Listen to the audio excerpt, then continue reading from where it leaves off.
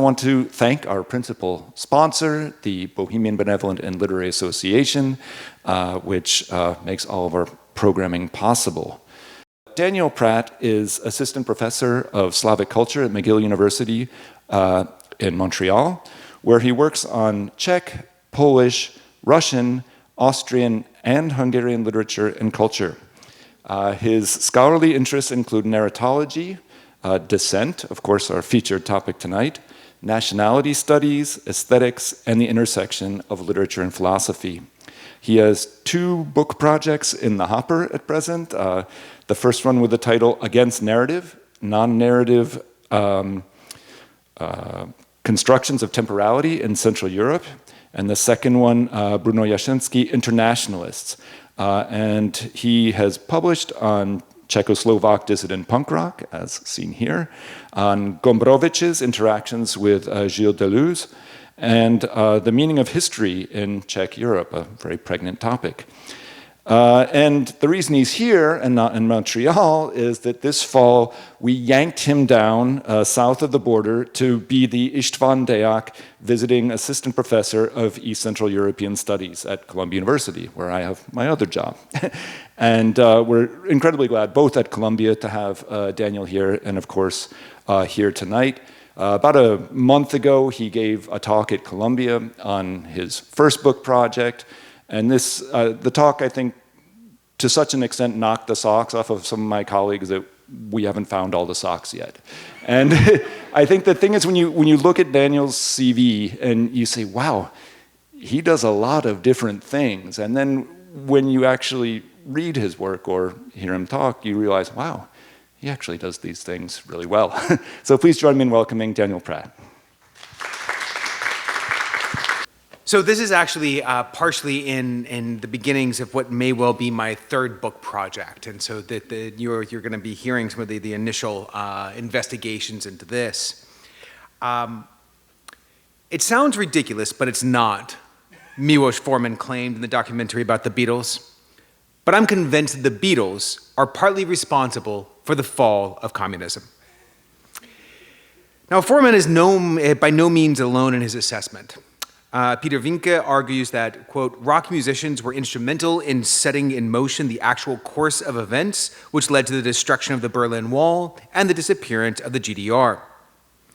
According to Sabrina Petra Ramet, quote, Václav Havel even maintains that the revolution began in the rock scene. Music, and specifically rock music, seems to hold a special place in the downfall of the socialist bloc in Europe, casting musicians into heroic counterforces to oppressive regimes. But not everyone is in agreement. Jolanta Pekacz, the Polish musicologist, provides a more nuanced understanding of rock and roll, suggesting that rock musicians cannot be lumped into a single monolithic group that opposed a singularly monolithic state. Rock musicians opposed, supported, and at times just really didn't care about the regime. So placing the responsibility for the fall of communism on the back of these musicians seems a bit, far-fetched. The rock revolt, Pekacz argues, quote, was not against the dominant culture, but within it, unquote. For Pekacz, rock was not only by nature antagonistic to the regime, but worked within a specific historical situation of late socialism. Acting sometimes in tandem with the regime, sometimes in opposition, but always within the structures of this late socialist society. But placing rock and roll within the culture begs the question of what happens to rock musicians when the culture fundamentally changes.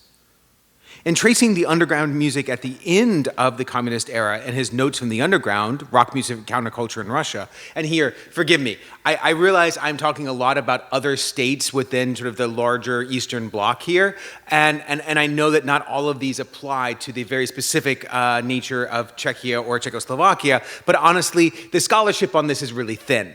So I'm pulling where I can, and I'm going to make this a lot more specific as we get in there, but that's the reason why I'm making all of these references, not to equate everything. Well, anyway, in his book, Thomas Cushman asks, what happens to cultural commodities whose existence and social significance are fundamentally related to the structural conditions characteristic of a state socialist society when they encounter new forms of social and economic organization characteristic of capitalist society. In other words, what happens to oppositional rockers when you change into capitalism? What should happen to them? Now, both Cushman and a woman named Anna Semeta in her book on the Hungarian underground, you can see I'm racking up this all over the place, they answered the question that dissident bands simply fade. They just disappear. They fade away. They get forgotten as the specter of communism itself fades and the new generation of musicians takes over. Both claim that without this very specific thing to oppose, underground and more specifically dissident groups may lose their political importance and thus lose their ability to appeal to their audiences. Now, underground musicians may have faded away in Hungary or in Russia or in some of these other places, but this is certainly not the case in the Czech Republic. There may be some truth to this claim when considering the previous generation, those of the 1970s, who were instrumental in the founding of the underground, but it is less true of those who came up in the 1980s. Now, to give you an example, I'd like to play for you a clip from the band Psi vojáci at Junior Klub na Chmielnici from 1991 that was recorded by and aired on Czechoslovakia Televize 1, the main public television station. And just a warning ahead of time, this is still a rock show, even though it was published on national television. And so the audience is not necessarily well-behaved. So just as a quick warning there, and as additional warning, that this song is about self-harm. So it is a bit of a disturbing song. But here we go.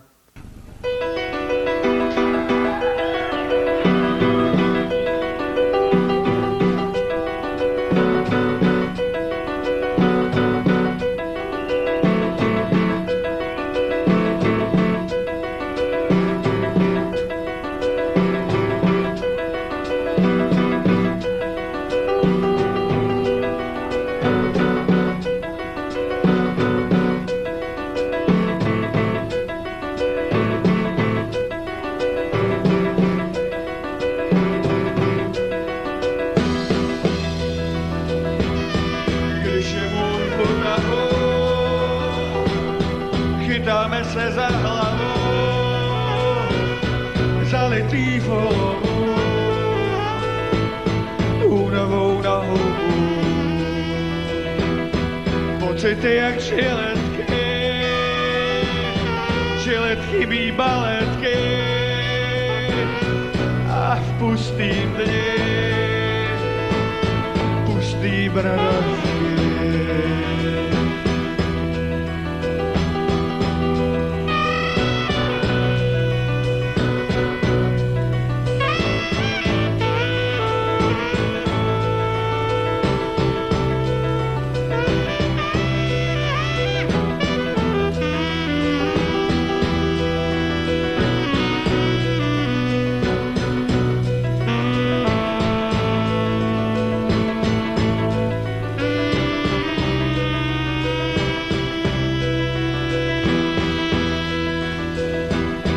Jedeme ve vlaku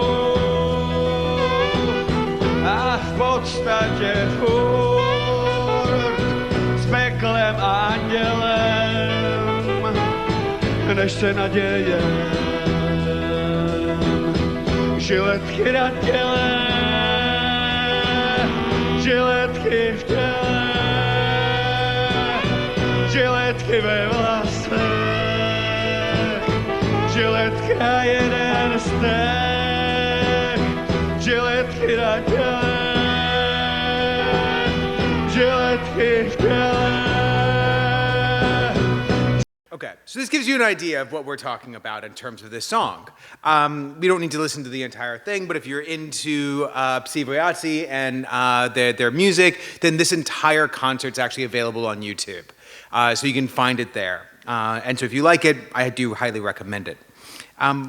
But Psi vojáci played at this club from about 1987 to about 1992 on a regular basis. Not quite every Friday, but pretty close to it, with legendary performances that ended with lead singer Filip Topol's blood on the keyboards from the intensity of his playing. This 1986 song called Razor Blades, Žiletky, explicitly references a failed suicide. This final stanza that he repeats over the last 2 minutes of the songs in growing intensity means razors on the body, razors in the body, razors in the hair, razors in a single suture. Despite the darkness of these lyrics, though, what's fascinating for me is that in 1991, the audience is thrilled. They're singing along. They're dancing. They are absolutely excited about this music. What we see is that this dissident band, and Psi vojáci is a dissident band. There's no doubt about this, and we'll come and talk about what that means. Not only did not fade away after the fall of communism, they actually became more popular. And they actually peaked around the mid-90s. This song actually became the basis for a film in 1994 that starred Filip Topol himself. It's a very strange existential film. I'm not sure I can recommend the film. The music, yes. The film, maybe not. But nonetheless, this kind of shows you just how popular they were at the time. Now, this history of Psi vojáci challenges the reigning narratives of the underground in the late socialist period. If Psi vojáci were a dissident band, we should expect them to fade into the background and not become more popular. It presents us with a conundrum about the function of dissident music and dissident art in general. Why would some of it retain its importance and vitality after the fall of communism? Now, what I want to argue here is that some of the assumptions we make about what happened with underground and dissident culture relies on our understanding of the 1970s generation and not this one. When we think about Czech culture of the socialist period and underground culture more generally, most scholarship and most of our knowledge has focused on the standard set of figures. That's Václav Havel, Ivan Klima, Jaroslav Seifert, the plastic people of the universe, even Martin Niros and Egon Bondy, among many others. This group, alongside the great filmmakers of the Czech New Wave, were all born between roughly 1930 and 1950. And they still constitute the basis of most of our discussions of Czech culture under socialism. To a certain degree, their innovations, cultural significance, and international appeal justify this position. But what has received a great deal less scholarly attention is the generation that came next, that never knew the relative freedom of the Prague Spring and grew up in the fallout of Charter 77. This generation, the one of Filip and his brother Jáchym Topol's, rejected not only the communist government and the authorities, but they also rejected the previous generation of the underground. And this placed them distinctly against everything. Now, before I continue, I need to talk a little bit about the relationship of dissent to the underground and the development of both in Czechoslovakia, as well as give a little background on the terms themselves. Now, I follow a whole stream of scholars, including Jonathan Bolton, our colleague at Harvard, Martin Machovec, who is the great Czech scholar of the underground in Prague, with my distinction of the underground and dissident as discrete groups. The underground was basically the group of artists and musicians and thinkers that did not cooperate with the authorities. This did not necessarily make them into dissidents. Dissidents, if we want to be very strict about it, are the group that began from the 1970s onward who were actively engaged in political discourse against the government. And so these two groups we can have some distinction with. It can get a little bit complicated about how we draw these lines because you could be both a dissident and in the underground, or you could be in the underground and not a dissident, or you could be a dissident and not in the underground, or you could be neither. So all of these were available. But the rationale between looking at these in different through different lenses is that we want to make sure that it's possible to talk about at least the underground in a certain era as not necessarily being dissident. Now, the underground can be divided into three main periods. What we have is the 1950s, which is the 1950s, the 70s, and the 1980s, and then the last group being the least discussed. And here I'm following the division set up by Martin Pilar in his book on the Czech underground. It's called Český underground, so it's pretty easy to find. He mostly discusses literature, but it applies to the visual arts and to music as well. So Egon Bondy, Bohumil Hrabal, Karl Marisko, Jiří Kolář, and Skupina 42 became the foundation of the earliest underground movements of the 1950s. And they remained virtually untouchable throughout the next 40 years. Havel is the one exception to this because after he publishes his self-criticism in 1978, there's a burning of his works on Kampa in Prague, and so he has a bit of a fallout for a little while, but it only lasts a couple of years. Otherwise, these were kind of figures as the sort of the kind of angels that hovered over the entire underground throughout the socialist period. Although there were some musicians, playwrights, and other artists in the underground in the 1950s, literature and the visual arts were the main focus because they could be reproduced easily. The underground was not a particularly political structure, although there were some people who were decidedly anti-communist in it. It was rather shaped around an artistic community that did not align with the official forms of socialist realism. And so this is probably the easiest time that we can draw a distinction between official socialist realism and the underground being all those that kind of opposed it. But there's a distinctly apolitical group. And there was an idea that they should remain apolitical, that there was a way of being apolitical, and that was a way of being more of a pure artist even.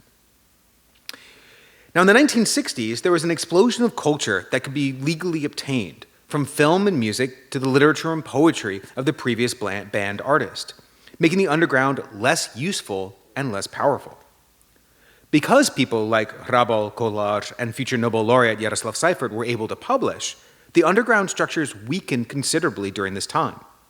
Many members of the underground to the 1960s actually as the lowest point in their history because they lost cachet and the distinct aura of being these kind of secretive groups. Yet, at the same time, we look at who was publishing and creating works at this point, and it really marks one of the high points of Czech culture of the last century, if not one of the high points of Czech culture, period. With works by Milan Kundera, Václav Havel, of course, Josef Skvorecký, and then the great filmmakers of Vorman, Vera Chytilova, Jiří Menzel, Jan Nemec, and so many others. I mean, this really is an overflowing of greatness at the time. And the era was marked by a general hope in the potential for governmental reform, although there were some who were less optimistic, such as Ivan Martin Jiros, affectionately known as Magor, who was the artistic director of the Plastic People of the Universe, and someone I'll come back to again and again and again today.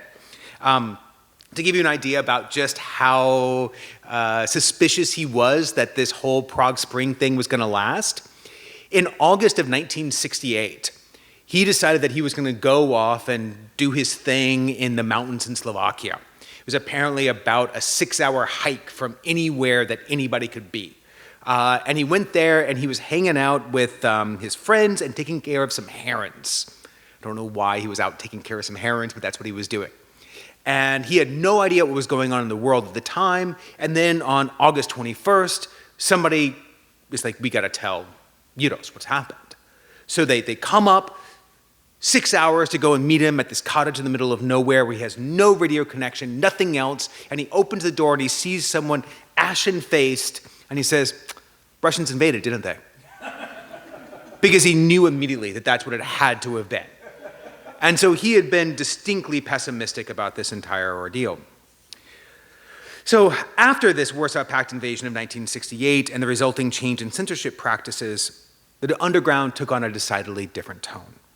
The hope for reform had vanished, and in place there developed an idea of the peril polis, as described by Václav Benda. Roughly speaking, Benda claimed that in order for the government to have some kind of governmental change, the people needed to create an alternative society. And that would allow people to have a kind of sustained opposition because there was this other society that could grow up and support people and make sure that they were taken care of even when the government cracked down.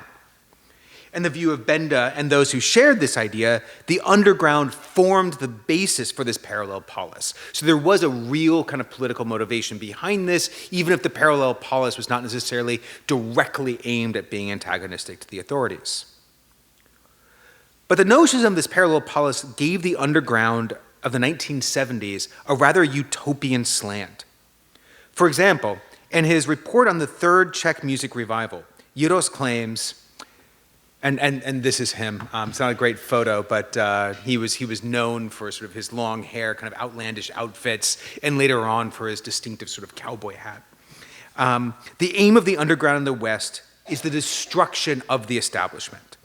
The aim of the underground here in Bohemia is the creation of a second culture. That's that idea of the parallel polis that he's referring to. A culture that will not be dependent on official channels of communication, social recognition, and the hierarchy of values laid down by the establishment. A culture which cannot have the destruction of the established as its aim, because in doing so, it would drive itself into the establishment's embrace. A culture which helps those who wish to join it to rid themselves of the skepticism which says that nothing can be done and shows them that much can be done than those who make cultural desire little for themselves and much for others. So the two utopian elements in this argument are in the ability to exist outside of the establishment, that there is an idea that we could have an establishment and something that actually exists outside of it. To be able to create in a way that ignores the world as it is and find something true. Something truly real outside of the way that the establishment is thinking about it. And that this culture, this is the second part, will then relieve people of their nihilistic outlooks, convincing them that there is a possibility for another way. And so this is the key here, is that this idea of being just antagonistic to the establishment would then allow themselves to be accused of being nihilistic. Whereas if they're trying to make something real and true, then this would allow them to basically create something that's parallel to the establishment, another form of truth. Now, this utopic stance carried over in the realm of rock and roll as well. And here I should introduce the band that is probably the most famous Czech rock group of all time, the Plastic People of the Universe, also known as the Plastics. Now, the group was formed in 1968, an inauspicious time to form a rock band, by the bassist Milan Hlavsa and Jiros himself, who was not a musician per se, but rather the band's artistic director and manager, an all-round underground muse. In many ways, Jiros was the major player of the underground in this period. The band took its name from Frank Zappa and the Mothers of Invention. On their album Absolutely Free, there was a song called Plastic People. Because Jiros saw English as the international language of rock and roll, they began performing songs in English, translated by none other than Paul Wilson, and who also sung for them for a couple of years. And some of their works were even based on the poetry of Jiří Kolář, going back to this 1950s underground as well. And of course, they also sang things from Egon Bondy, which you can see here is Egon Bondy's Happy Hearts Club Band, which I love is also the band here spelled the other way. It's a nice play on the Beatles themselves. I have to admit here that personally, I'm not that much of a fan of the Plastics music. It just never really affected me. They're a little too psychedelic for my tastes, but I do hear they put on a great show. I hear their shows are fantastic. And you'll notice that from these pictures, these guys look like a bunch of hippies. And they kind of were. In the 1960s, sort of hippiness hit Czechoslovakia hard.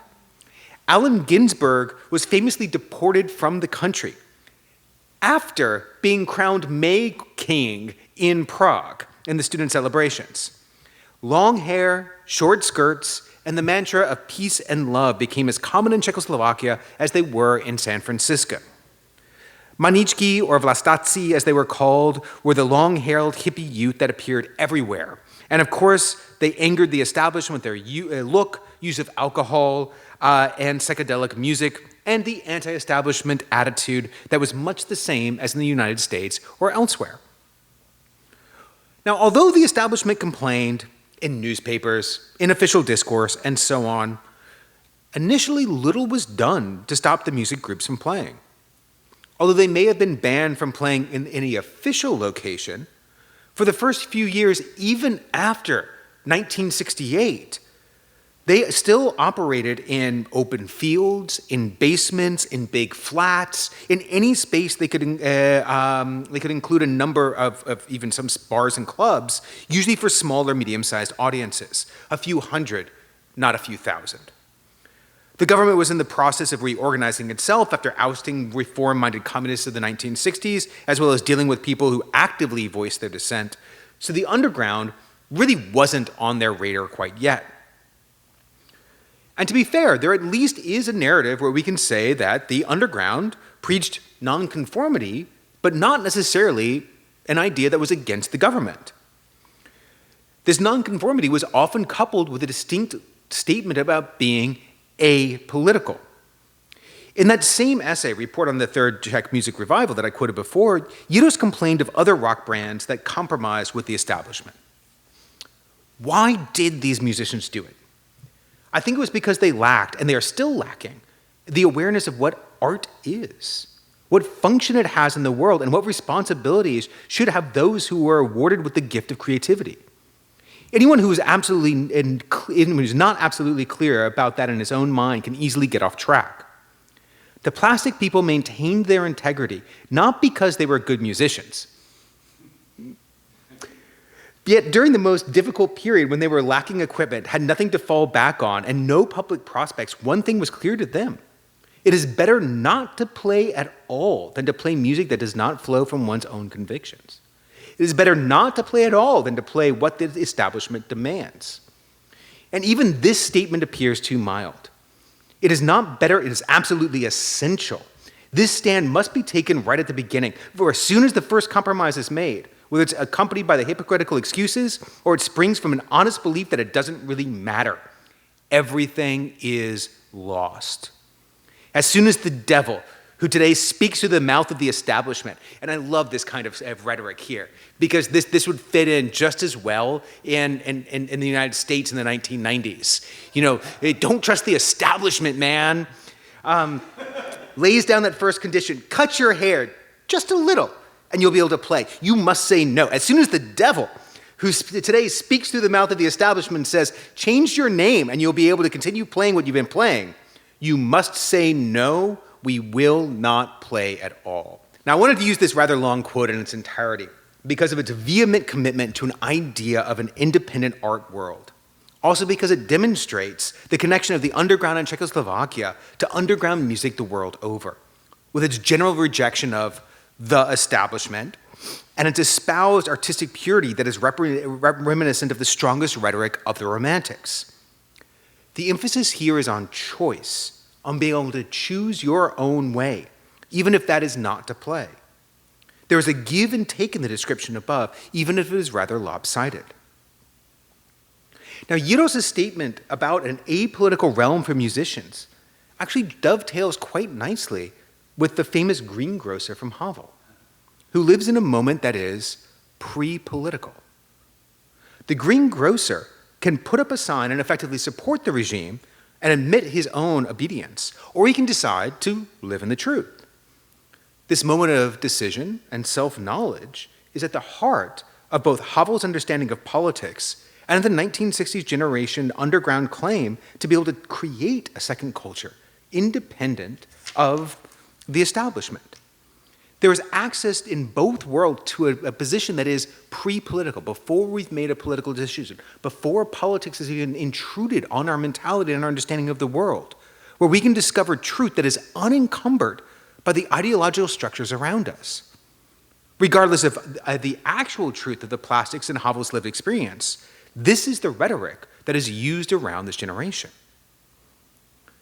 Now, Delleuze actually wrote these words after the first arrests of the underground in 1974, anticipating the so-called trial of the plastics in 1976 that would eventually become the motivation for Charter 77. In the second half of the 1970s, the government did begin to crack down on the underground simply because it was getting too big and getting too powerful. This idea of that parallel polis began to scare them. And the Plastics actually had one of their shows outside of České Budějovice canceled, and many in the audience were arrested in 1974. In 1976, Delleuze and the saxophonist Vrastislav Brabanec from the Plastics, as well as Pavel Zajíček of DG 307 and a related but also popular band, and the minister folk singer Svatopluk Karasek were arrested and charged with antisocial behavior and disturbing the peace. So this is actually a bunch of people from lots of different bands. It wasn't just the Plastics. Yet nonetheless, the legend around this built this up to become this idea of the trial of the Plastics, and it provoked a reaction in the underground, building up a dissident community within it. The ensuing Charter 77 changed the faith of both the establishment and the underground. First of all, Havel got involved, as well as the philosophers Karol Kosik and Jan Patočka, none of whom were members of the underground. This put the cultural elites in contact with a rather raggedy bunch of rock musicians and other hooligans of the underground. Second, the rhetoric of apoliticality of the underground increased to the point where the music at times had been actually rather political, was neglected. Yiros himself was someone who was anti-government, and some of the Plastic's lyrics were made to make the government uneasy. They were about human rights, they were actually against the establishment. But if Havel and his friends were able to make this argument to be about human rights and not about putting down dissent, centering on the recently signed Helsinki Accords, and they had to portray the underground as apolitical. To put this a bit more directly, the underground was being pushed into a dissident stance. The division between the underground and dissent did remain to a certain degree, as people could choose to sign or not sign Charter 77. But the stakes were changing, especially in Prague. And here I have to admit, my story here, I've been talking a lot about what's going on in Czechoslovakia more generally, but really I'm talking about Prague. The underground and the dissident groups were much more localized than we often give credence to, and it's really, really hard to talk about things that even went from Prague to, say, Plzeň, and certainly not from, say, Prague to Brno. So I have to admit here that really I'm making a Prague story. But what I want to point to most clearly here is that for the generation that came of age before the 1968 invasion, the potential to be apolitical, to be part of an underground which was mostly ignored by a system, concentrating more on pursuing those who directly opposed it, still existed. But for this next generation, that choice was lost. Because Jáchym was born in 1962 and Filip in 1965, neither of the brothers Topol remember the invasion of the Warsaw Pact. But they certainly felt the results. Their father, Józef Topol, one of the most important playwrights and dramaturgs of the 20th century, was pushed out of his position as the director of Divadlo za Branou during the first years of normalization, and he spent much of the remainder of the socialist period employed as a laborer. The two brothers were forced out of Prague schools and into a school in the southeast outskirts in the city of Radotín, where they shared classrooms, actually, ironically, with the children of many other people who had been on the edge of society, including Jan Macháček, the co-founder of the journal Respect and lead singer of the underground band Garage, Petrina Landowska, daughter of actor and dissident Pavel Landowski, and Veronika Němcová, daughter of the philosopher and dissident Jiří Němec, and many, many others. It's kind of one of these ironic things where as the government decided to punish these people, they effectively made sure that all of their children knew each other, and so kind of created these like outsider family groups. So probably not their intention, but it did result in some fantastic cooperation, at least among this generation. Now the change in status for the children of those in the outs with the authorities meant a change in the status for the children themselves. For the second generation of the underground, becoming members of the dissent was less of a choice. As Jáchym claims in an essay on the development of Revolver Revue, he says, there was a difference between us, i.e. those who were driven or thrown into the world of the band, but were simply born into it, and those who belonged to that already existing sphere that some of us tentatively described as the establishment underground, or even the underground establishment. Now, I love this quote for so many reasons. So first of all, the previous generation is now being enshrined as yet another establishment to protest against. So instead of it being just like there's one big underground for all the generations, there is now an establishment underground. And that is something that you have to rebel against. So instead of thinking of the underground as one big happy family, it is a family with a lot of intergenerational strife. The second point, though, is that the Topol generation was born into the underground. It was not part of its creation, it was not forced into it, but always already within it. Not only is there no agency involved here, neither on the part of the government pushing someone into it, nor in someone choosing to be a part of it. It's by merely existing, one ends up in the underground. The only agency available then was to distance oneself from that previous generation of the underground. For someone who is always already in the underground itself, the only way to move is more underground. That's it. There's no other way to act. And we see this drive in the poetry of Jáchym, written in the 1980s, and in Filip Topol's lyrics, which are significantly more nihilistic than those of the Plastics. Now, both Topols established themselves actually quite quickly as leaders in the second underground generation. Filip Topol's band, Psi Vojáci, was one of the most successful bands of the era, alongside Už jsme doma. They played a kind of melodic punk rock centered around Filip at the piano, and you've heard a little bit of this now already, which he played with such ferocity that he often left blood on the keyboards.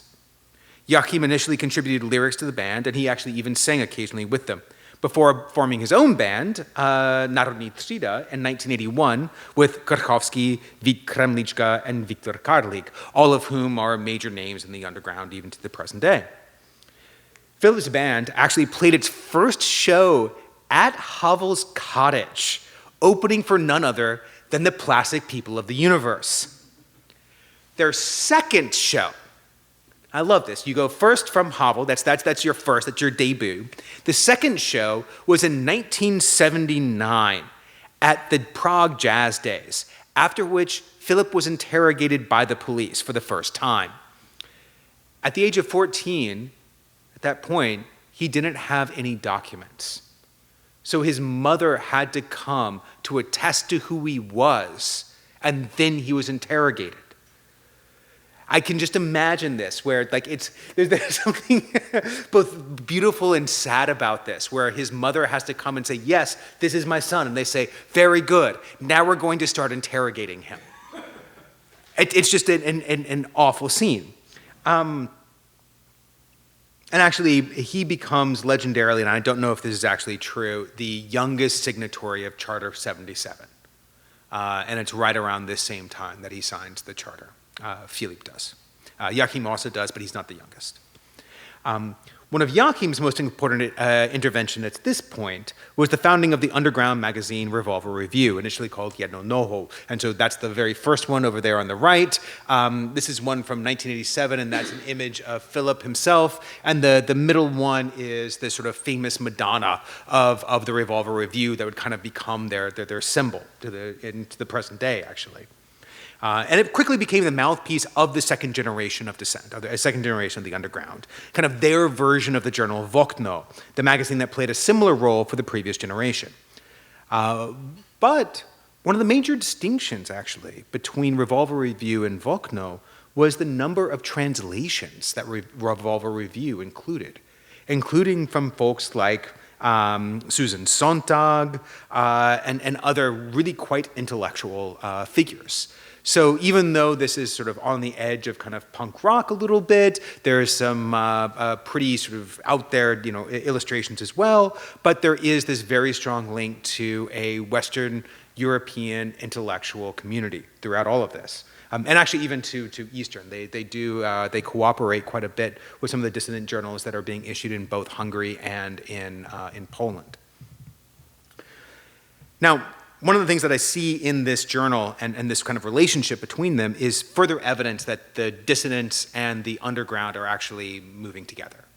That we no longer have what is traditionally the distinction, which is that the dissidents were often high culture and the underground was more low culture. So the underground would be rock music, but then the dissidents would be the playwrights. And now what we're starting to see is a collapsing of these two groups. Between Revolver Revue and Psi Vojáci, the Topol brothers became the central hub for the second generation, especially in Prague. At concerts of Psi Vojáci, prints from several artists would be displayed on the walls, and before concerts, others would read poetry or selections of their new prose works.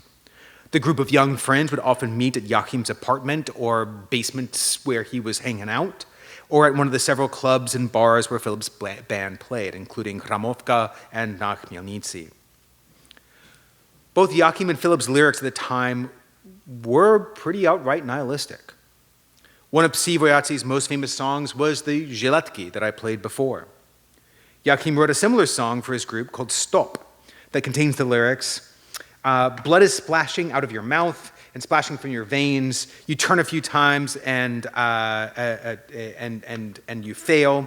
Like cattle with your throat slit, I stand here like an ox, dumb like a fence post, once again murdered by this misery by or within like a protest suicide. And so we see here disaffection and suicidal thoughts run through the songs of the second generation of underground, offering little hope for the future, in a way very much akin to the no future mantra of punk rock itself. Filip made a comment at one point on his angst-ridden music that he, quote, wanted to make music so dark that even the commies would slit their own throats, unquote. So there is a very distinct, edge to all of this. And I need to, be very clear that suicide had long been understood as a political act in the communist world, from Sergei Yesenin to the most resonant here in Jan Palach. And the repeated reference to suicide in the lyrics of Psi Vojáci can be read in a similar vein. Indeed, sickness was another reference to the alternative universe, as can be seen in this quote from, and this is one of my favorite little articles to quote. It's called A New Wave in an Old Package from 1983, in which the writer, clearly a pseudonym, but certainly part of the governmental organs, criticized exactly this type of group. Monotonous, repetitive melodies, if one can call such high decibel sounds that at all, accompanies texts whose authors would be considered inmates of psychiatric wards rather than people who call themselves artists. Unfortunately, the thing is more complicated and more important. Texts which, for example, repeat sophisticated words, Katya, Patya, Hatya, and Prashki Viber, or scream for 5 minutes, baby, baby, baby Cadillac, or hippie, hippie shake. Or vulgar text like, she has a dirty back, she doesn't drink, doesn't salt things, doesn't smoke, but she likes it. Or a song with the name Palavot Sur Heisla, or our master is king, he has the name heroin, look like the product of a diseased mind and are in reality an expression of nihilism and cynicism, a deep lack of culture and ideological attitudes which are alien to a socialist society. It's just fantastically also overwritten. It's so easy to tell that this is written by someone in the authorities because no other self-respecting critic would ever write like this. And actually, instead of being accepted as a critical work, this article became something as a mantra for the next generation of the underground. And Filip himself pretty much took every example of what is alien to a socialist society and made it a part of his music. But I think there's actually something more to his use of suicide. Suicide is not just a rejection of certain governmental systems, it's a rejection of life itself. Filip is not protesting only against the regime as establishment, but also against the previous generation, against all that he was born into, in the words of his older brother. The only possibility to reject what one is born into is to negate that birth, to negate that life. Disaffection and suicidal thoughts are throughout these songs, offering little hope for the future. But this is all done through that political rejection of what one was born into. It is not necessarily about committing the suicidal act. It is saying that this life that I have been born to is one I reject and I choose something else. Now, the writing on the plastics has consistently rejected any claims of nihilism in their work. This is that claim that gets leveled by these critics, instead focusing on the apoliticality of their lyrics. Havel himself describes the plastics as saying they had no, I also love showing young Havel. We so often engage with old Havel, so I like occasionally throwing up a younger version of him. He describes the plastics as really young musicians who had no political past. No political past, it's interesting here. And even any well-defined political positions. They were simply young people who wanted to live in their own way, live in truth, right? That's the idea. To make music they liked, to sing what they wanted to sing, to live in harmony with themselves, and to express themselves in a truthful way. Although this naive reading of the plastics is somewhat problematic, There was at least some room for maneuvering between the official establishment discourse and the dissidents. Havel's rationale for this reading was anything but naive. As Jonathan Bolton points out, Havel needed groups like the Plastics to justify his philosophical discussion of dissent. He needed a blank slate, people without a political past, to make his argument about injustice in Czechoslovakia. For the state to crack down on dissidents, that would make sense. People who are antagonizing the government, the state cracks down, people go, okay, it makes sense. But for them to do so against this simple, apolitical group makes them come off as cruel and villainous. So Havel marshaled this myth of the blank slate underground to unite the disparate groups of dissident and underground communities against the communist regime. The underground became quote, a common denominator that they could take a stand for, unquote. However, the brothers Topol experienced the world in a way that was changed forever after the trial of the Plastics and Charter 77. For them, this pre-political moment, if it had ever existed, had completely disappeared. The second generation admitted to always already being political, to the idea that being in the underground actually meant also being a dissident. And they rejected the space between dissidents and the establishment. For them, nihilistic music, and thus the idea of suicide, made sense as the only escape. Neither the system nor the 60s generation of the underground or dissent offered any way out. The situation ultimately had an effect on how the second generation of the underground succeeded after the end of communism. Whereas many of the previous generations of dissent were able to enter into governmental positions, academic jobs, or other prestigious positions, the second generation was much more suspicious of this new government, as actually was Jiros. The change in government just shifted power from one establishment to the next in the perception of the second generation. Both Topols initially stayed within their underground community, and they continued to be supported by it. Jáchym Sestra certainly comes out of his underground mentality, as does Filip's initial post-communist albums. Now, coming out of a time when communism seemed an eternal given, something which would never change, this dissatisfaction is understandable. But with all the excitement of those heady days of the early 90s, it seems strange that such music would still be popular. And yet it was. In an interview in 1992, Filip wondered about this. He says, "We were a dark underground group with a dark past, and a group of snobs went to see us. 35-year-old smokers and blatherers bothered us and sometimes slapped us in the back. It was good." Then came a change. A younger public came to our concerts, which reacted to our songs and sang with us.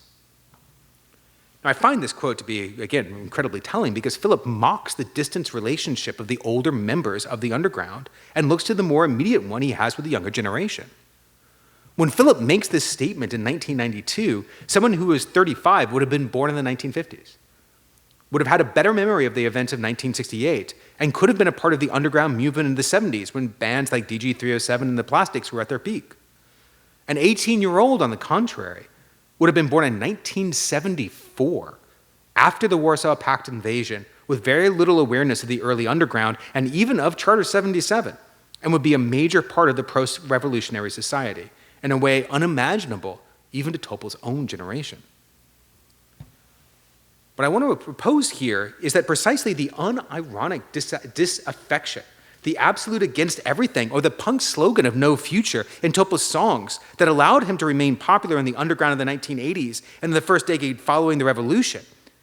During the underground period, disaffection was read as dissidence. It was a non-acceptance of the status quo, but it was also an emotional release, catharsis, the pedal to the metal version of the dissident attitude.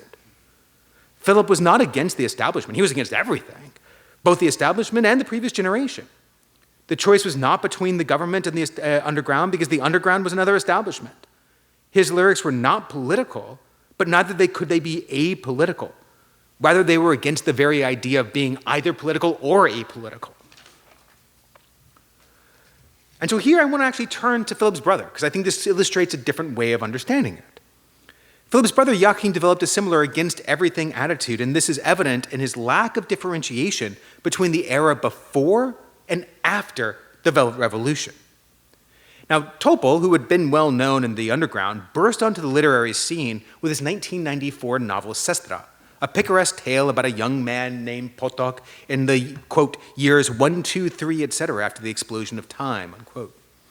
Although he was well known before, Sestra, translated into English as City Sister Silver by Alex Tucker, became the novel of a generation and made Topol a national figure. It is a deeply anti-narratological tale that rejects a number of historical narratives, from the emancipatory narrative around the end of communism, the Marxist narrative of dialectical materialist progress, and the narrative that communist Czechoslovakia's dissidents were the saviors of an independent Czech Republic. The novel begins with East Germans traveling through Prague on their way to the west via Hungary and Austria in September of 1989, and then moves through those first few transitional years of the Wild East. Potok, like the author himself, comes out of the Prague underground, called the sewers in the lingo of the novel. He engages in what is initially petty banditry that then develops into more serious criminality. In order to escape punishment for his crimes, both from rival gangs and from the authorities, he travels across Czechoslovakia to the eastern border with Ukraine, all while searching for his sister, a metaphor kind of for the meaning of life in the New World, who he may or may not have killed earlier in the novel. The novel ends without any real conclusion, and it is unclear what meaning is to be found in the world after the explosion of time. The novel eschews a traditional narrative not only through its inconclusive ending, but even on the linguistic level. In the period after the collapse of communism, the narrator Potok realizes Czech, as in the Czech language, had exploded along with time. Topol writes with a mixture of underground slang, Old Slavic, foreign languages, high and low registers, and neologism, relying on tropes from North American indigenous history, ancient Czech culture, Christianity, paganism, and gangster lingo. One of the minor characters, Jicha, what I think is a thinly veiled version of Jáchym himself, describes his act of writing a novel in this story in what I see as a metatextual statement on the novel itself. I wrote something different, and what I wrote, O hunters and chieftains, was a book. I wrote it in nothing but my own words. I was in a trap, so I didn't give a damn if book was hygienic. What came out of me, sisters and girlfriends would blather, babble, and Babylon. What it was, dear good she-demons and cuddly soothsayers, was a sort of lesser pornography with a humanist spin and Pragocentric to boot. What it was, a kind of potential she-reader and nosy Nelly, was cheap trade on the trashy side, but in my own slave tongue. So I'd no longer be a slave, but it was powerful. I could have not even been. I hacked my tongue and stroked it and gave it right back. My tongue was alive. Now, even in this short quote, you can get an idea of the kind of language that he's using here. And the layers of kind of temporalities is evident. From the different registers of Czech, the use of ancient titles like hunters and chieftains and demons and prophetesses, alongside more colloquial phrases and words such as nosy Nella or svedavka. Topol plays with the word tongue, jazyk, in both the figurative sense of the language and the physical part of the body. At times, the language of the text obfuscates the reality of an event, deliberately vague as whether something is a metaphor, an allegory, a dream, or real life. The mixed language of the novel gives the reader an uneasy sense of temporality. The pagan elements give the novel a mythic feel, but the city slang contradicts this sensibility, making the novel feel more like a work of noir. The language puts the novel into several timelines at once, simultaneously old and new, or what Gertrude Zahn calls a staro-nový svět, or an old, new world. These timelines also put the novel into several genres simultaneously, as it shifts from epic tale to fantasy, from adventure novel to essayism. The novel is deeply intertextual, with shifting genres from high to low, from Robert Musil and Bohemian Hrabal to Jack London and Karl May. There are little songs in the novel, bits of poetry, parodies of the national anthem, and essayistic sections, all of which defy easy classification. In many ways, the novel participates in the much older styles, such as Menippean satire and the picaresque. It revels in the way that a national narrative has become a more expected part of literature, and Topol does not give us the resolution we might expect of any of the narrative genres he employs. In particular, and most important for my argument today, Topol resists the traditional emancipatory narratives around the end of communism. There was a widespread belief, at least in the West, that the end of communism would be accepted as a watershed moment. In an interview with Piotr Czarnecki promoting her book, The Taste of Ashes, the intellectual historian Marcy Shore discusses her interest in the rise of illiberalism in Central Eastern Europe after the fall of communism. She said, "One of my first, most naive questions I wanted to understand was, why was there no happily ever after? From the point of view of an American teenager, 1989 was a fairy tale. For all my life and my parents' lives, there was an evil empire where people were thrown into prison, sometimes beaten and tortured, and at the very least condemned to live in grayness and sadness, forbidden from leaving, and then suddenly, one day it was over. I thought that coming to Eastern Europe would be like arriving at a non-stop party, that everyone would be celebrating his or her liberation." Now, Topol not only counters the expectations of a fairy tale ending, he avoids the moment of the revolution altogether. Now, the absence of any representation of the revolution in this novel underscores the lack of any real change between the two periods, at least in 1990s Topol's mind. I disagree with my colleague Peter Zusi, who claims that Topol ignores the revolution because, quote, Topol adheres to a venerable tradition of regarding revolutionary activity as inherently unrepresentable, unquote. Instead, Topol insists actually on the continuity between the communist era and the early capitalist one. In the book, the power structures largely remain the same before and after the fall of communism, where the new top businessmen are former apparatchiks, and former state security agents now work for a private security agency that this government subcontracts to, making them even less accountable. Yicha, that thinly veiled version of Jáchym, describes this position after 1989. He says, "Maybe I ceased to be a slave, but instead I became a servant." Topol even dissolves the distinction between the aims of the dissidents and the committed communists. Potok claims that for his generation under communism, the present, so this is back in the 1980s, and I think this is a really telling quote again about what was kind of going on in people's minds in the 80s. The present, which our families felt was a world built on falsehood, and the period prior to the invasion, that is pre-1968, what they clung to, were both the same gobbledygook to us. Here, Topol equates the reform communists and the dissidents who remember the Prague Spring with the normalization communists in the 1970s and 80s, showing disdain for both camps, even when writing in 1994. Ultimately, Topol's novel offers a larger critique of the narrative constructions of time. Every character in the novel searches for some kind of meaning, some kind of aim for a new narrative. One character hopes for a new messiah, another for retribution from the communist past, the Stone Age in the novel. A third for simple involvement in life, a fourth for the return of the sewers, a fifth for the glory in the cultural sphere. But instead of finding any consensus, each one fails to create a meaningful understanding. Topol revels in this existential bleakness and gives sometimes puerile descriptions of violence and sex, but the destructive impulse of the novel remains. Topol resists any indication of a world progressing, preferring to destroy any narrative he comes across. Now, returning to the beginning and to the question that Cushman asked about the fate of rock and roll, he said, whose existence and social significance are fundamentally related to the structural conditions characteristic of state socialist society when they encounter new forms of social and economic organization characteristic of capitalist society. In other words, what happens when it becomes capitalist?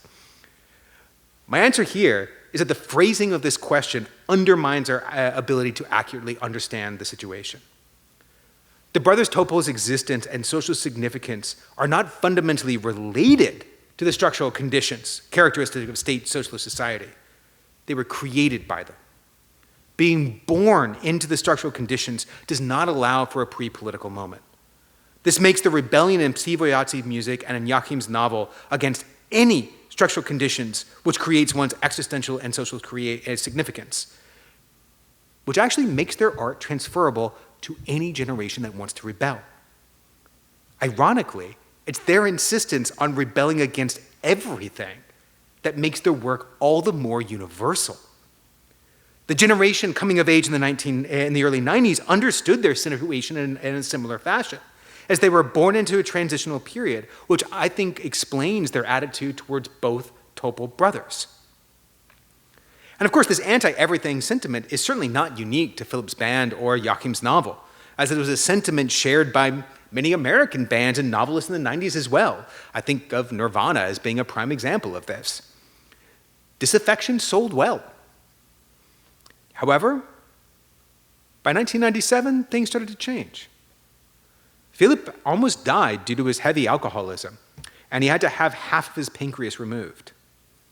After he quit drinking, his style and outlook shifted. There came a modest optimism. By no means a rosy picture of the world, he's not going to go that far, but a modest optimism, as is shown in his novella, Karol Klenovnika, Cesta na Korsiku, which I would argue that we also see in Jáchym's later works. This coincided with a decline in popularity for his band, although he continued playing without a few breaks until his death 10 years ago. But Filip's decline in health in the mid-90s also marked a shift in the view of dissent as nostalgia, or nostalgia for socialism, which emerged in Central and Eastern Europe. And as Topol's sort of stars started to wane, it was in 1996 that Karol Gott once won again the Czechoslovak. And he won it the next year afterwards, and then he won it every year but one from 1999 to 2017. So this shows that this idea of dissatisfaction and disaffection had really gone out of style. The economy had started to improve, and the widespread discontent with the world began to subside. Or, at the very least, it went into a new underground, marking what may become the next generation of the underground. But that's for another scholar and another day. Thank you.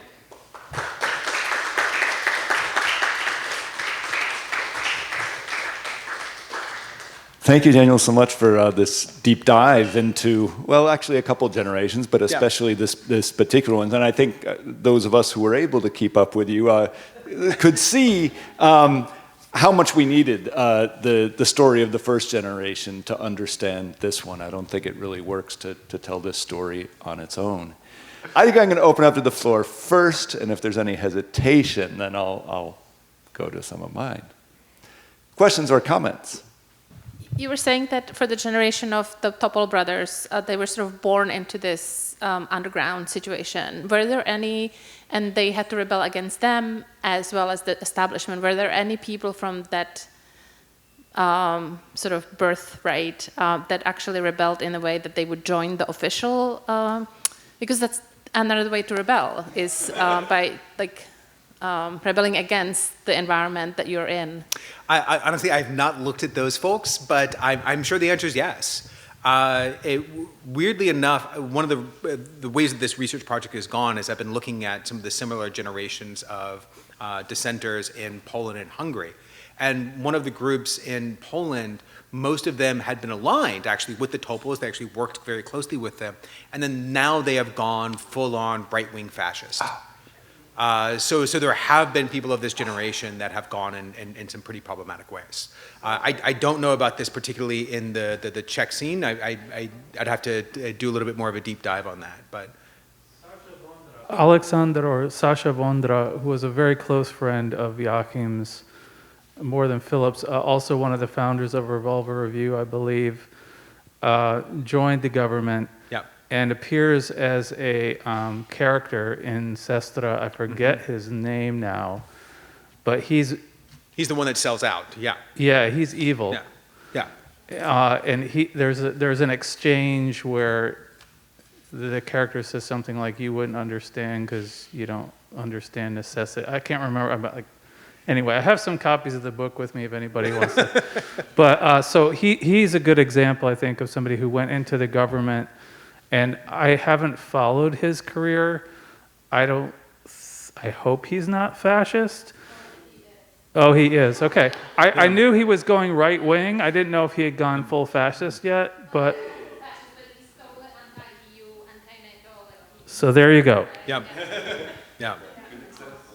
But he enters the government in after '89. Right.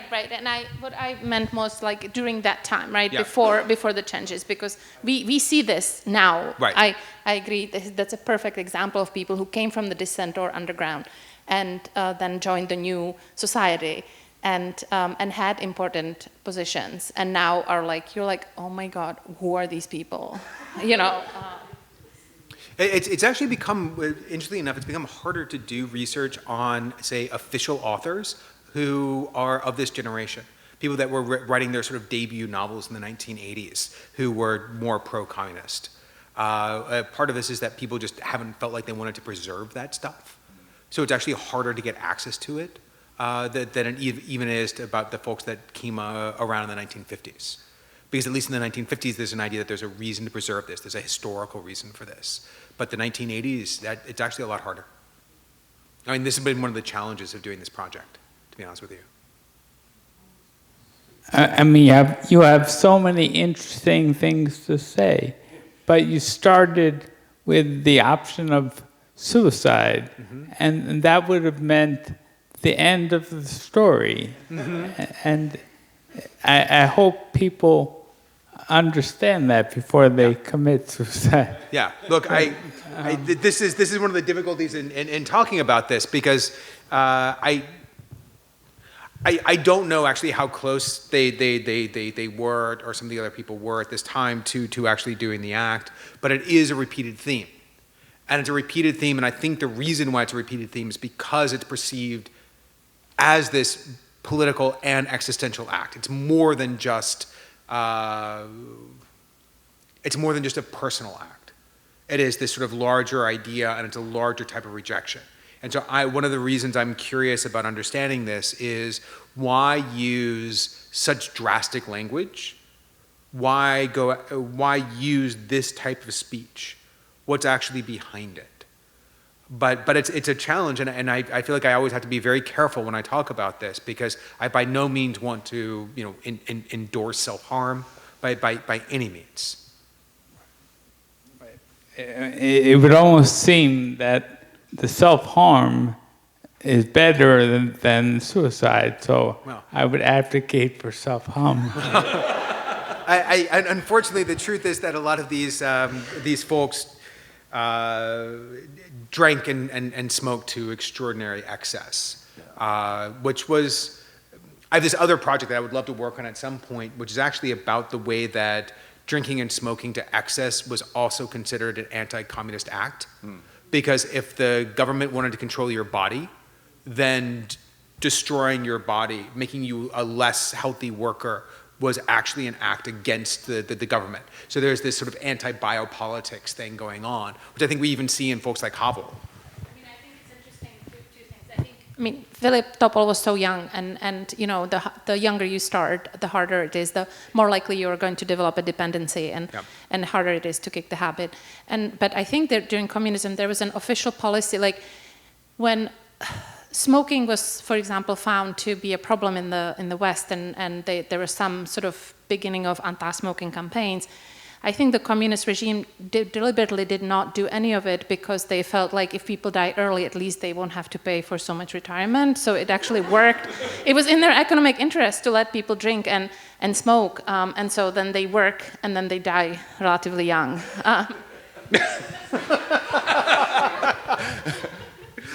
I would have to look into medical records about this and consult my medical historians before I... So I had a question about Father Topol, and it's just kind of how he saw the art which his sons were doing, and did he see it as something against him, like every teenage child is kind of acting against, or did he already saw that it's this anti-underground establishment? Because Josef, from my understanding, was not really a part of the underground himself, and he had been part of the cultural elite. And this is where we get a bit of this previous distinction between the underground being something that wasn't a part of this elite and the sort of upper class, I mean, I don't want to say necessarily upper class, it's hard to talk about classes in this, but at least the cultural elites were a different group. And it's really in this 1980s time that we start to see this much larger bridging between the two. But honestly, I have not dug into what Josef thought about this. I suspect he understood some of it as, youthful rebellion against the father, but also that there was something that they were both doing that was truly artistic. And I knew that he supported it. I mean, one of the reasons why Filip's able to do his debut concert at Havel's place, it's not because Psi Vojáci was just an amazing band. It was also because Josef was his father. And so they got access to this whole other realm. And so this allowed them also to be something of a special bridge in a way that few other people were able to. So what is your hypothesis for why they were still so popular, unlike similar bands in other countries? Did I understand it correctly? It was the fact that they were no anti-particular regime, but it was more like this anti-establishment, like even previous avant-garde. Is that like the... That's it. Yeah. That's it. And in fact, it was funny. I was talking to my colleague who's Polish, who was in Warsaw in the 1990s. And her favorite bands were Ósme Doma and Psi Vojáci. And do you think it's something about that Czechs more like that there's like better audience for that, or was it more like that the other bands in other countries didn't have that feel? I think part of it was they didn't have that feel, and some of it was that they became too specific. Mm-hmm. They became too specifically against a very particular time and place. And there's a way in which both Filip and Jáchym, even though they are located in a very particular time and place, still tapped into this larger anti-establishment antagonism that resonated. And it's funny, I gave a version of this talk at the University of Texas a few years ago. And I talked to some of the students that were at this, and I was really just focusing on Filip at the time. And I've talked to them more recently, and they started listening to Psi Vojáci. And they were like, yeah, this stuff is great. And they only barely understand the lyrics too. But the whole ethos goes into it. So is it just Psi Vojáci or other Czech bands? Is it like specific to Psi Vojáci? I was just telling them about Psi Vojáci at that time. No, but I mean the whole story, that they had something which could appeal. It's pretty unique to them. It's bigger. It's bigger. All these other bands do. It's bigger. Okay, interesting. There was something really unique going on in this time in the Czech underground. And it really did spread.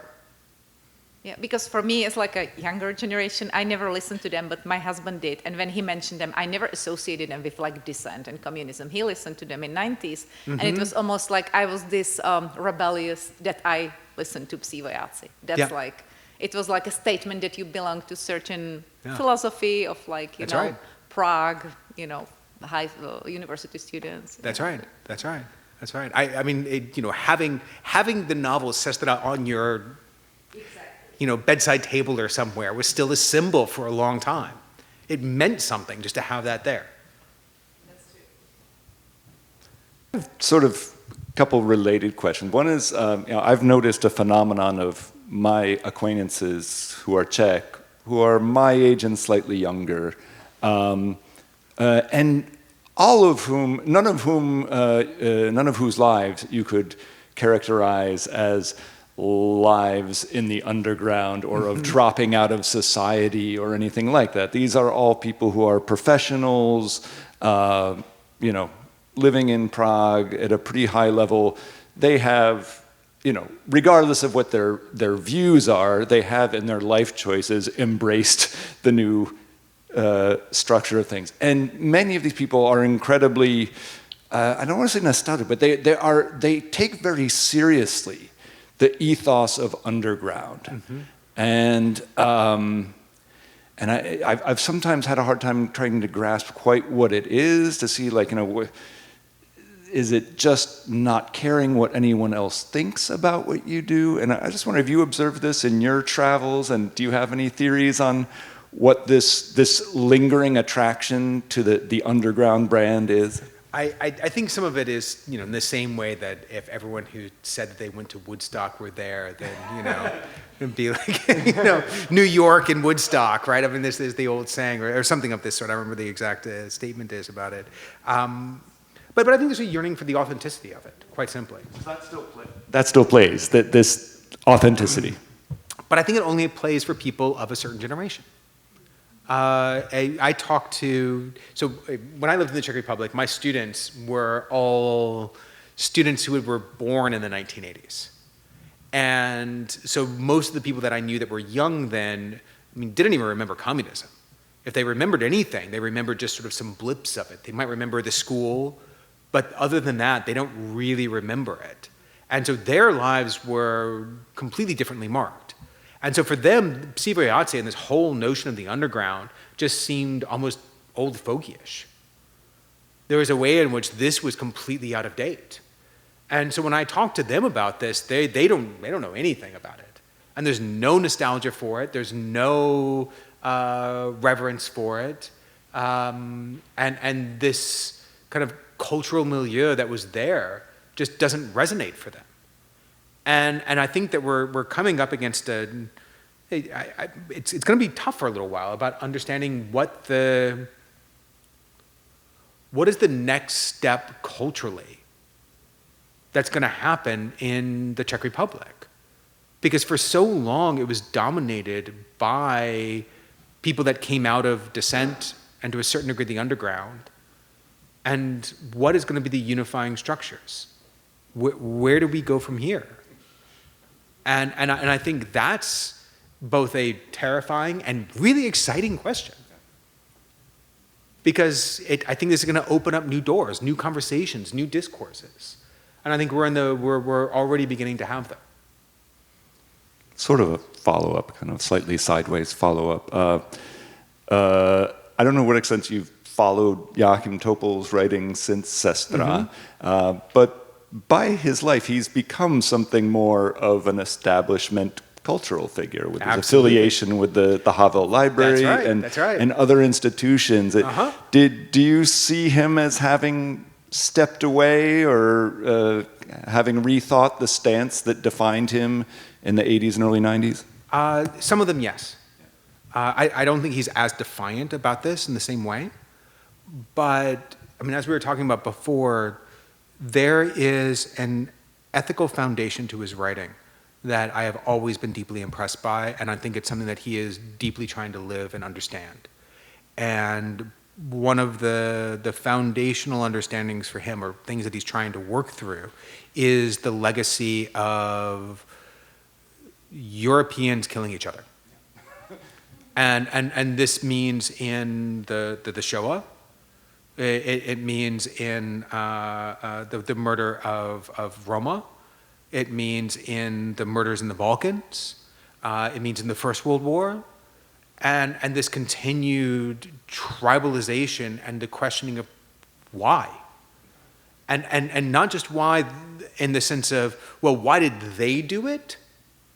But an understanding that he, by living in this world today, is implicated in it too. That he carries some responsibility for it. And I think that feeling of responsibility is something that remains. And I don't think he's ever tried to cast that off. I see this from Sestra to Citlivý člověk. It's always there. And that ethical backbone is one of the reasons why I continue to read it.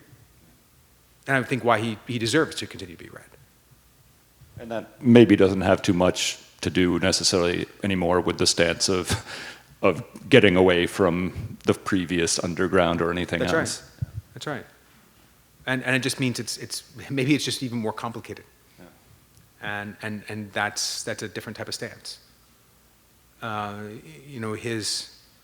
He's very rarely had any kind of hero that is heroic or like truly a complete just one-sided hero.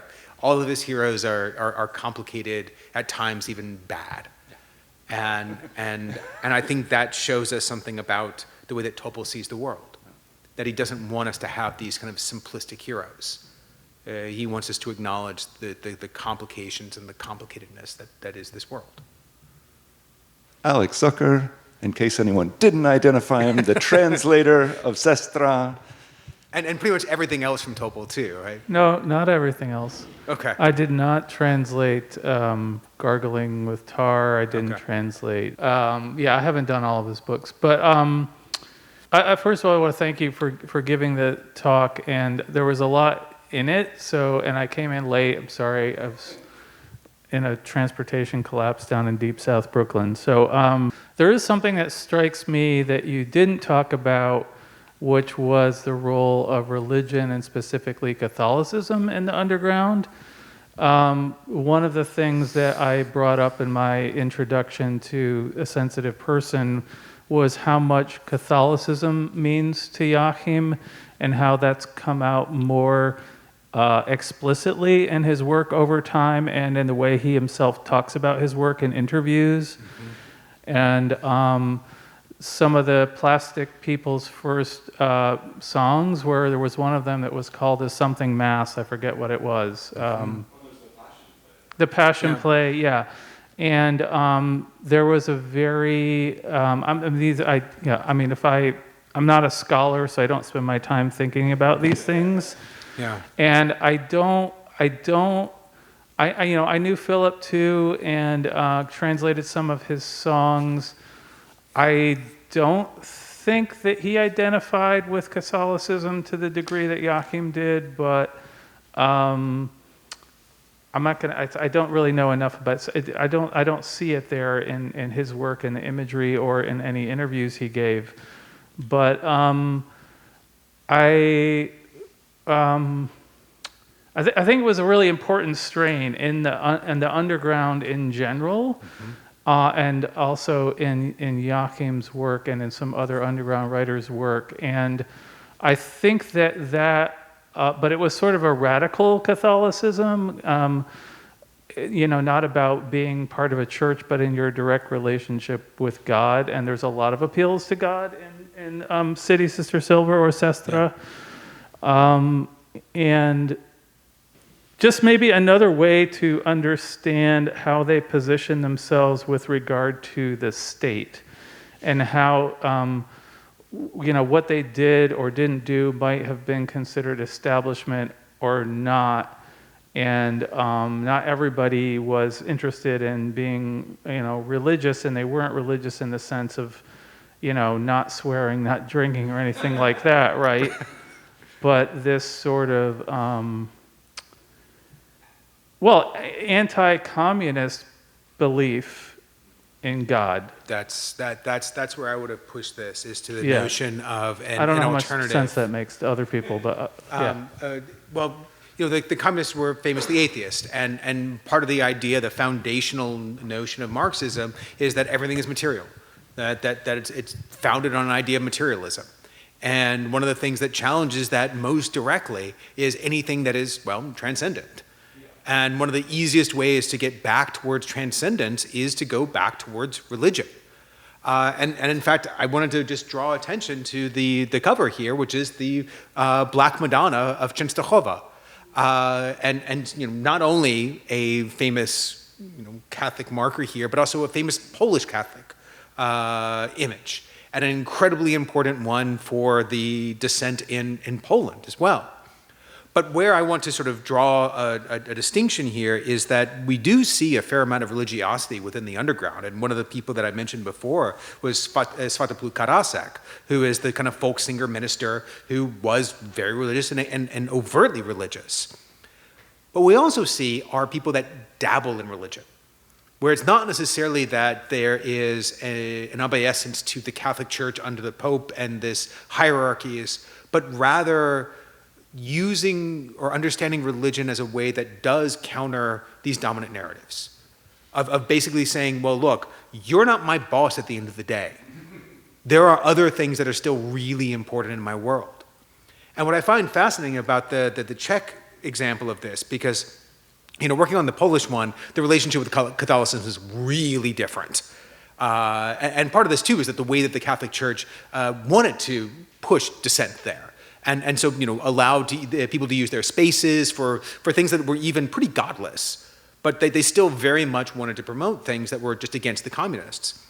There does seem to be this spiritualism, and maybe that's the better way of putting it, is a kind of a spiritualism that can be connected to Catholicism or Christianity or the indigenous religions, and even Buddhism and other things that were going on in the underground scene, as a way of just finding something else that provided meaning.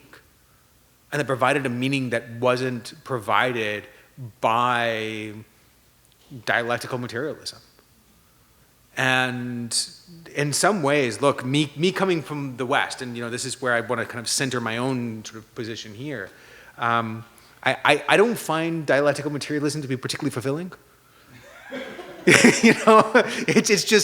It's not enough for me. I kind of need something transcendental, and so I get it. It makes sense to me.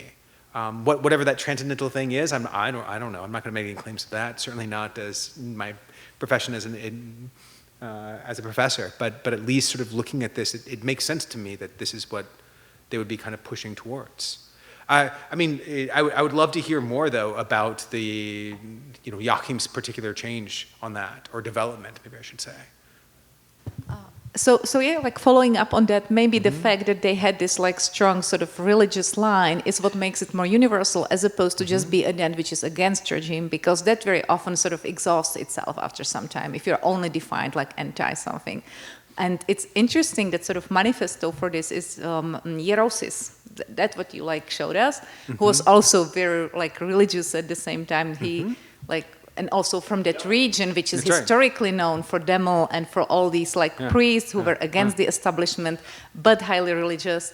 And also in these days, there is, for example, this Kalákův mlýn, like a famous festival, where the underground continues. Again, it's frequented by these like long-hair priests, like Máničky, sort of these days. So that line like continues from, I would say, even like between the wars until like these days. It's and I mean, this is what we get, in the States too. Is in the 1960s, the hippie movement was heavily influenced by religion.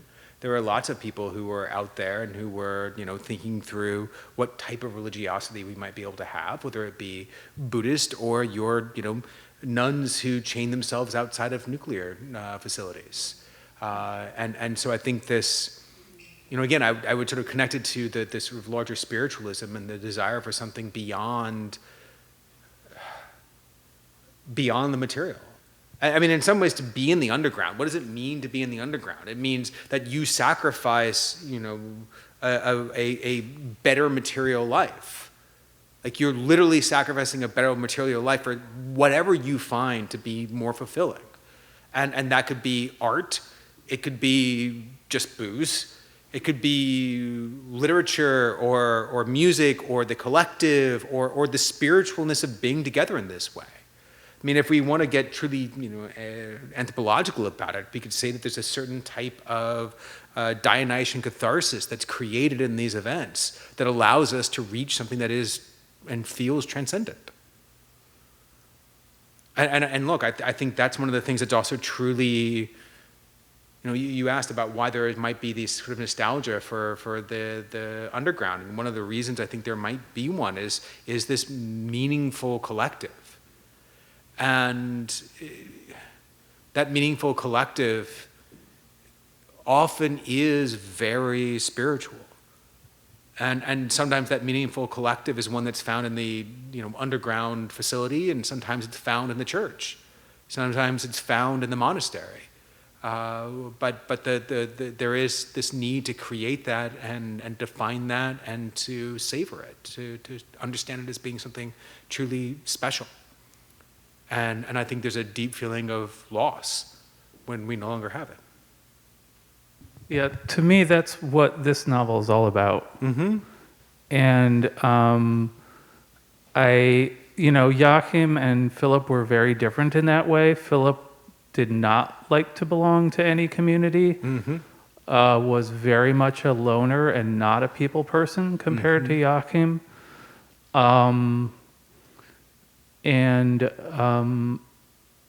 I see it as being a symptom of the breakdown of society there, but also now here, that increasingly people feel like they don't have any place to find community.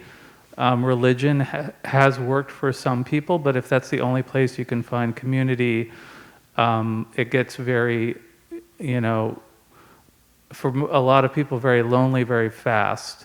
And people are more susceptible to being alienated, not trusting people, the lack of trust, which then gets transferred to institutions. And, in Czechoslovakia and then Czech Republic, you went from a total distrust and, hatred of one, state system, and another way to look at it is not being anti-communist but anti-state, which is a lens that I think is often more useful in understanding people's position, versus the new society where the state turned out to be equally unsupportive of life, let's say, and community.